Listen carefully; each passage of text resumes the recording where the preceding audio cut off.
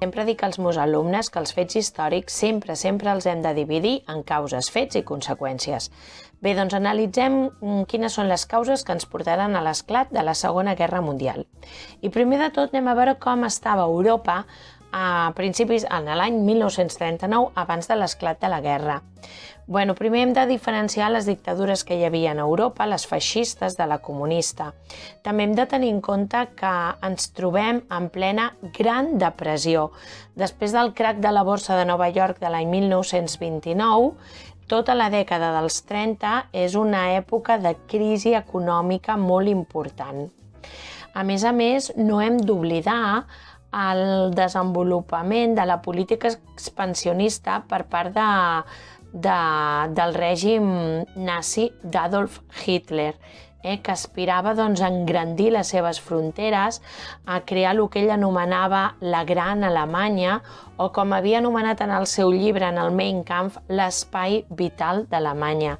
Heu de tenir en compte, sempre recordeu com es va acabar al final de la Primera Guerra Mundial. I un dels càstigs o de les sancions que va patir Alemanya en el Tractat de Versalles va ser la pèrdua de territori europeu.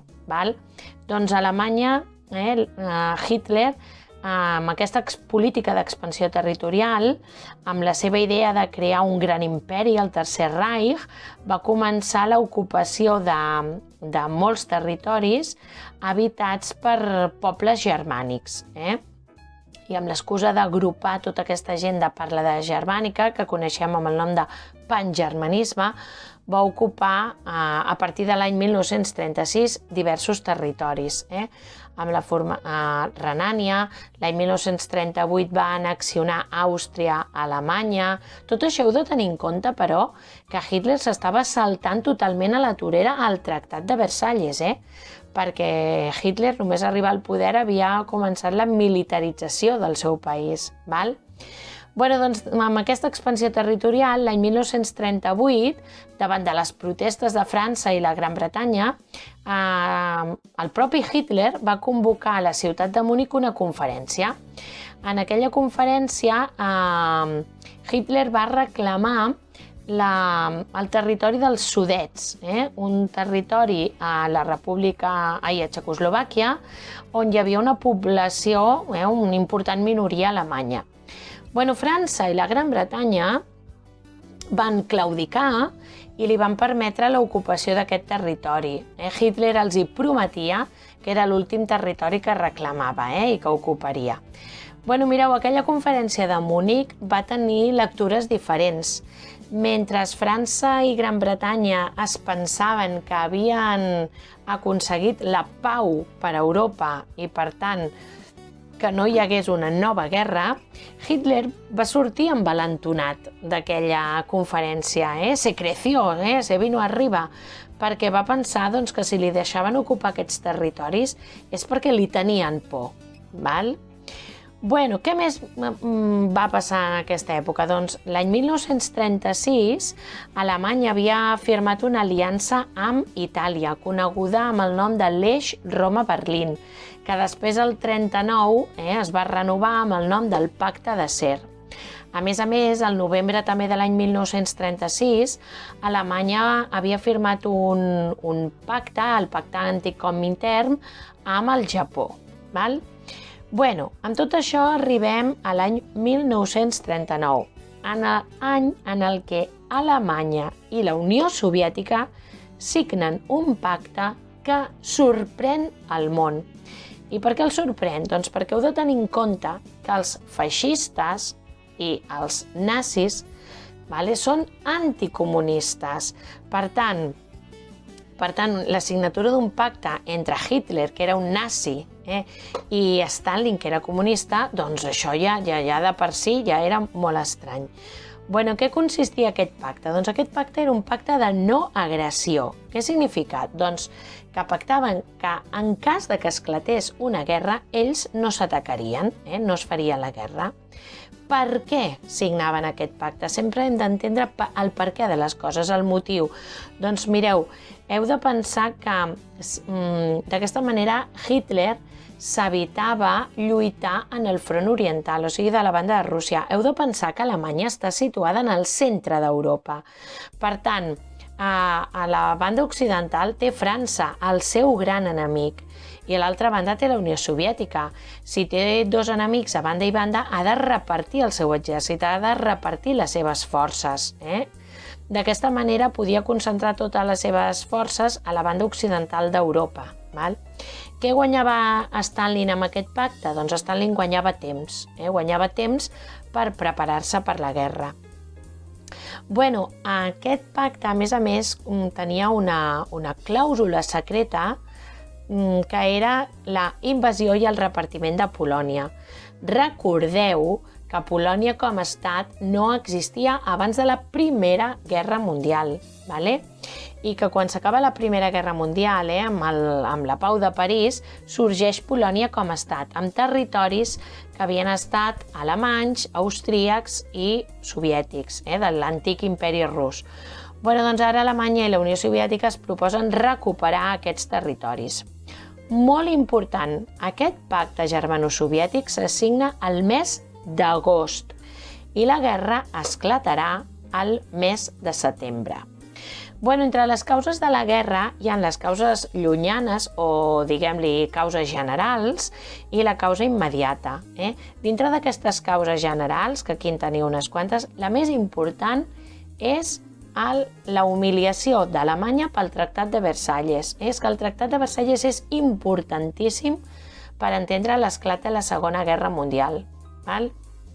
Com vam explicar en el vídeo de la Primera Guerra Mundial, en el Tractat de Versalles s'estaven posant les bases perquè esclatés la Segona. I quina és la causa immediata de la guerra? Doncs l'1 de setembre de l'any 1939, Alemanya envaïa Polònia. Ho feia per al passadís de Danzig. I què és el passadís de Danzig? Doncs el passadís de Danzig era un tros de terra que separava Alemanya en dues zones, la Prússia oriental de la resta d'Alemanya.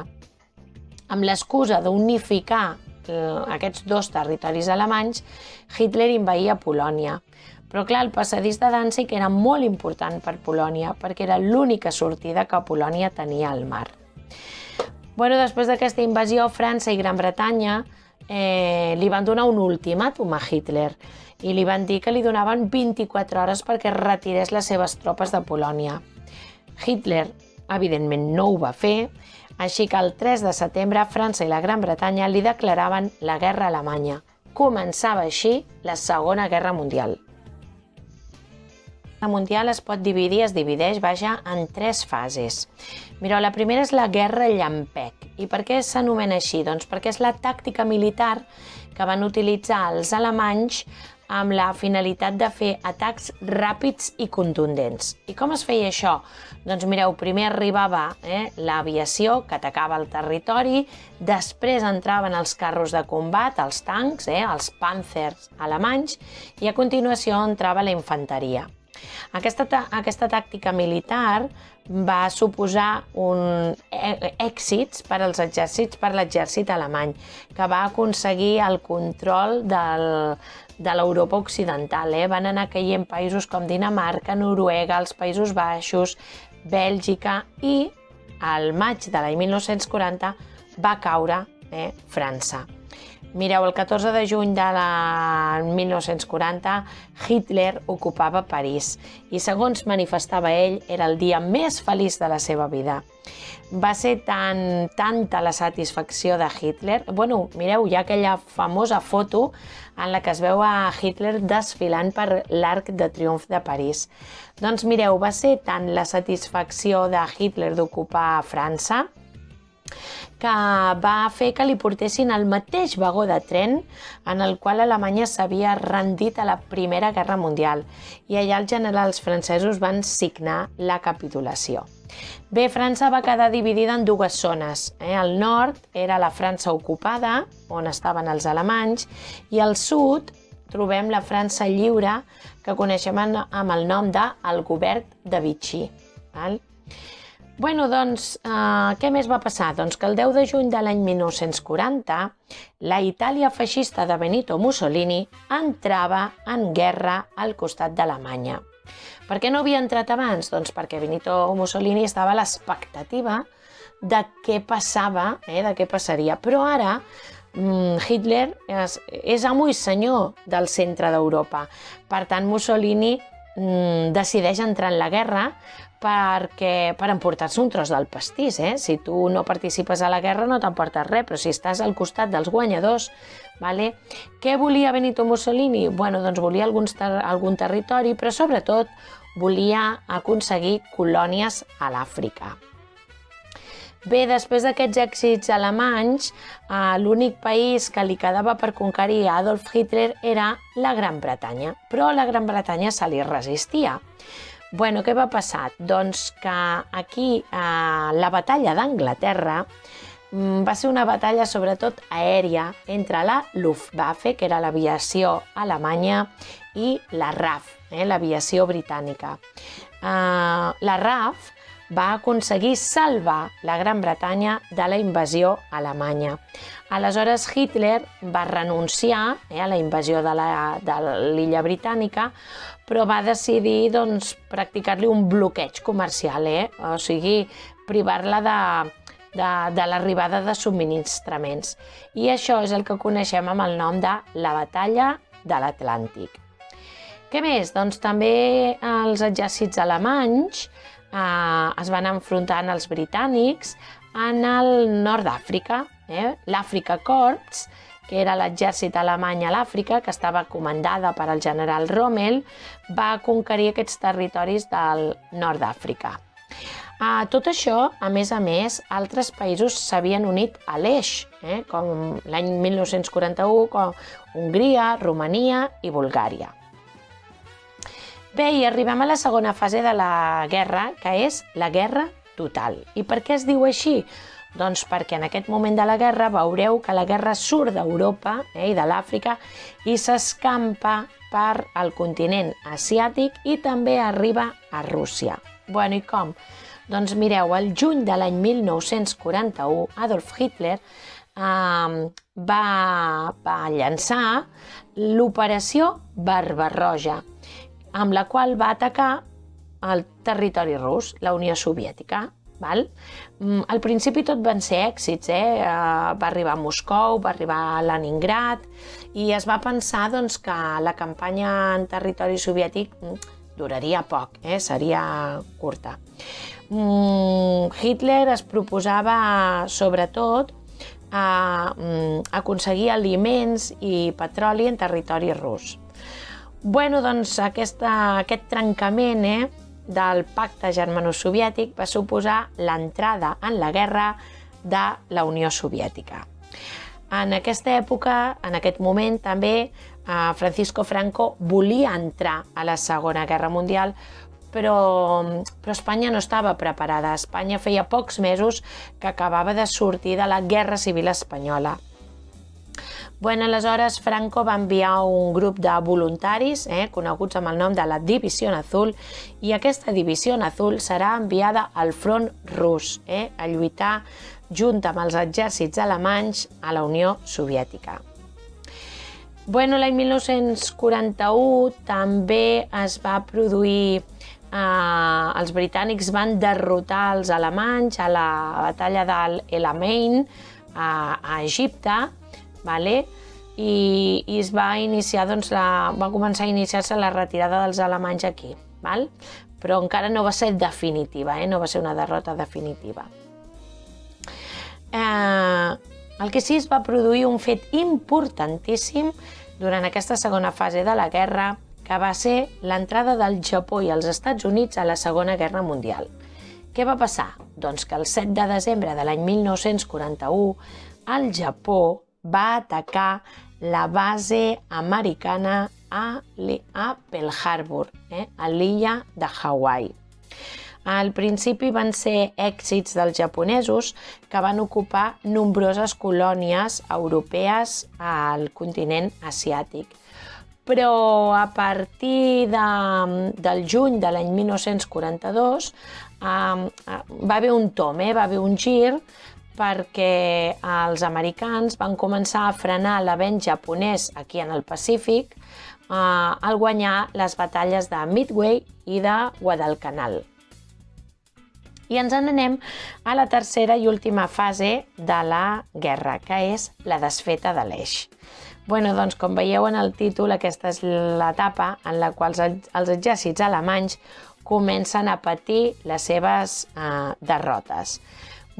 Seran derrotats definitivament al nord d'Àfrica l'any 1943 i arriba la gran derrota, que és la derrota a la Unió Soviètica. Mireu, els alemanys havien assaltat a Stalingrad, i entre l'agost de l'any 1942 i fins al febrer de l'any 1943 es va produir la batalla de Stalingrad, que és considerada la batalla més sagnant i violenta de tota la història. Penseu que van morir més de 100.000 soldats, però és que van morir 1 milió de civils. Després de resistir el setge, finalment els alemanys van ser derrotats per als soviètics. Mireu, com a cosa curiosa, el mariscal alemany von Paulus va demanar permís a Adolf Hitler per rendir-se. I Hitler li va dir que ni a hablar, que la rendició quedava prohibida i que s'havia de lluitar fins a les últimes conseqüències. Doncs, desobeint les ordres de Hitler, finalment els alemanys es van rendir. I Adolf Hitler es va enfadar moltíssim i va dir que els alemanys haurien d'haver lluitat fins al final, fins a guardar-se una bala en la seva pistola i amb aquell últim tret disparar-se i suïcidar-se. Què més va passar en aquesta època, en aquest moment? Doncs que després de la derrota alemanya al nord d'Àfrica, els britànics i els americans van controlar el Mediterrani. I aleshores, a l'estiu, el mes de juliol de l'any 1943, els aliats entraven a Itàlia. El rei Víctor Manuel III feia detenir i destituir a Benito Mussolini i Itàlia finalment es rendia. Però és que no només es rendia, sinó que no us perdeu, el 13 d'octubre de l'any 1943, Itàlia canviava de bàndol i li declarava la guerra a Alemanya. Però si hem de destacar un fet molt i molt important d'aquesta última fase de la guerra és el desembarcament de Normandia, a França. Mireu, el 6 de juny de l'any 1944, conegut amb el nom clau de el dia D, tropes americanes, britàniques, canadenques i voluntaris de molts països desembarcaven amb èxit a la costa normanda de França. Els alemanys s'esperaven un atac per algun punt de la costa de l'Atlàntic i per això l'havien fortificat. Però van perdre. L'entrada d'aliats en el desembarcament va suposar l'alliberament de París, de França, de Bèlgica i el començament de l'entrada dels aliats en territori alemany. Alemanya estava arribant al final. Per una banda, per la banda occidental, per la banda de França, els aliats començaven a entrar, però és que per la banda oriental, des de la derrota a Stalingrad, els soviètics també estaven entrant a Alemanya des del sector o des de la zona oriental. Finalment, al mes d'abril, el dia 30 d'abril, els soviètics, que van ser els primers que van arribar a Berlín, van ocupar el Reichstag, el Parlament alemany i la Cancelleria, sota de la qual estava el búnquer on estava Adolf Hitler. Aquell dia, el 30 d'abril, Hitler es suïcidava amb la seva companya sentimental Eva Braun. I també ho farien altres membres del seu gabinet nazi. Per exemple, l'endemà ho feia el seu ministre de propaganda, Joseph Goebbels, que es va suïcidar juntament amb la seva esposa i els seus fills. El 2 de maig Berlín es rendia, però la rendició definitiva d'Alemanya arribava el dia 8 de maig de l'any 1945. Però al tanto, la Segona Guerra Mundial no s'havia acabat. S'havia acabat la guerra a Europa, però la guerra continuava en el Pacífic. Tot i la reconquesta que havia fet de territoris als Estats Units, el Japó resistia d'una manera fanàtica, simbolitzada en els seus kamikazes. I què són els kamikazes? Doncs els kamikazes són els pilots suïcides japonesos que estavellaven els seus avions carregats de bombes contra els vaixells aliats. Doncs per precipitar la rendició, per acabar amb la guerra, el president dels Estats Units, en aquell moment Harry Truman, perquè Roosevelt havia mort, doncs va decidir utilitzar una arma nova, una arma nuclear, la bomba atòmica, que va ser llançada el dia 6 d'agost de l'any 1945 sobre la ciutat japonesa de Hiroshima. Penseu que aquesta bomba, la bomba d'Hiroshima, va causar 100.000 morts directes, fulminants, a més de totes les altres morts que es van produir més tard a conseqüència de les ferides o de la radiació, de la radioactivitat de la bomba atòmica. 3 dies després, el 9 d'agost, una segona bomba atòmica queia sobre la ciutat japonesa de Nagasaki. Doncs el 2 de setembre de 1945 el Japó es rendia. El seu emperador, Hirohito, s'adreçava per ràdio a la seva població, als seus súbdits, als japonesos, anunciant-los la rendició.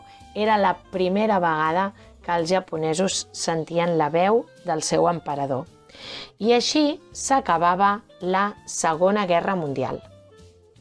Mireu, la guerra no va afectar només als exèrcits, als soldats, sinó que va afectar també directament a la població civil. I per què? Doncs perquè tant un bàndol com l'altre van bombardejar les ciutats enemigues. I amb aquests bombardejos què pretenien? Doncs buscaven sembrar el terror a les ciutats, desmoralitzar la població i posar fi a la seva capacitat de resistència. Això va passar en els dos bàndols. Per exemple, ciutats del bàndol aliat, com van ser Londres, van ser durament bombardejades, però les ciutats alemanyes també van ser bombardejades, sobretot en l'última fase de la guerra. Per exemple, la ciutat de Dresde, a Alemanya, va ser bombardejada durant 22 hores. No va quedar res en peu.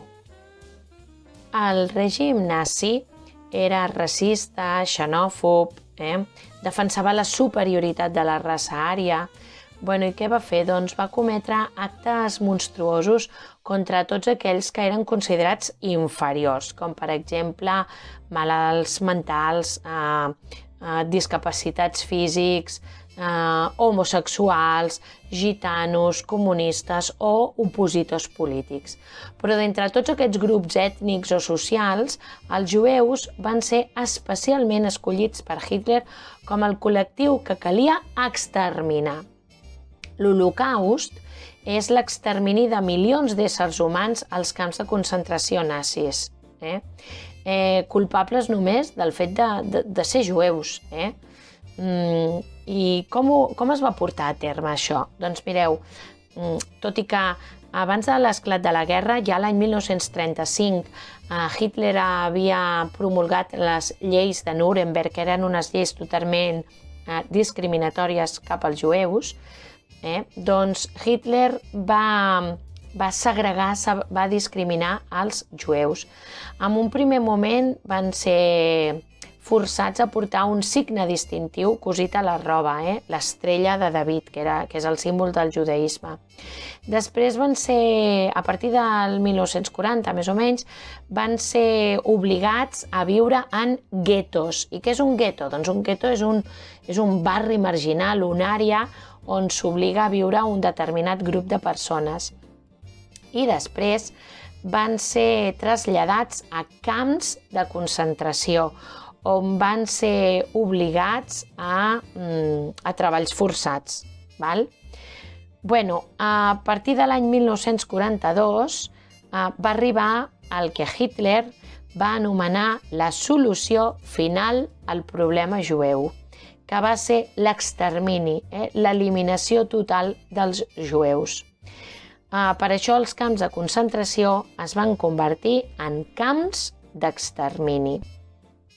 Els presoners dels camps de concentració patien tot tipus de vexacions, eren torturats, eren degradats, havien de fer treballs extenuants, no eren ben alimentats. A més, els sotmetien a experiments mèdics, els assassinaven en massa. I com es va dur a terme aquest extermini? Doncs mireu, va ser amb les cambres de gas. Les cambres de gas eren, en aparença, eren unes dutxes. Se'ls deia que entressin a les dutxes, entraven homes, dones i criatures, es despullaven i en comptes de sortir aigua, sortia gas. I aleshores, doncs, morien asfixiats. Un cop morts, els seus cossos es portaven fins als forns crematoris dels camps d'extermini, on els seus cossos eren cremats. Abans de que s'arribés al final de la guerra, ja van començar a realitzar-se conferències entre els aliats. La primera vegada va ser a la conferència de Teheran, que es va celebrar al novembre de l'any 1943 i en la que es van reunir a Gran Bretanya, Estats Units i la Unió Soviètica. En aquesta conferència es van prendre mesures militars conjuntes per accelerar el final de la guerra. La segona conferència, que es va celebrar al febrer de l'any 1945 a Jalta, a la península de Crimea, que aleshores era Ucraïna, doncs s'hi va decidir la partició d'Alemanya i d'Àustria en 4 zones d'ocupació. A més, s'hi va incorporar França en aquest repartiment. També es va pactar una divisió similar per les ciutats de Berlín i de Viena. També es va parlar de l'organització de la ONU com a organisme per garantir la pau i en aquesta conferència, de fet, ja es va començar a dibuixar, a planificar la divisió d'Europa en 2 grans zones d'influència, que serien l'americana i la soviètica. La tercera conferència es va celebrar a l'agost de l'any 1945 a la ciutat de Potsdam, a Alemanya, una ciutat que està molt a la vora, al costat de Berlín. Aquí es van posar d'acord en la devolució de tots els territoris europeus que havien estat annexionats per Alemanya. També es va parlar de la separació d'Àustria i de quin procés i càstig s'havia de dur a terme amb els líders nazis. I, per últim, la Conferència de París, celebrada l'any 1945, és on es van elaborar els tractats de pau amb la resta d'aliats d'Alemanya. Les conseqüències que va deixar la Segona Guerra Mundial van ser un desastre, van ser nefastes.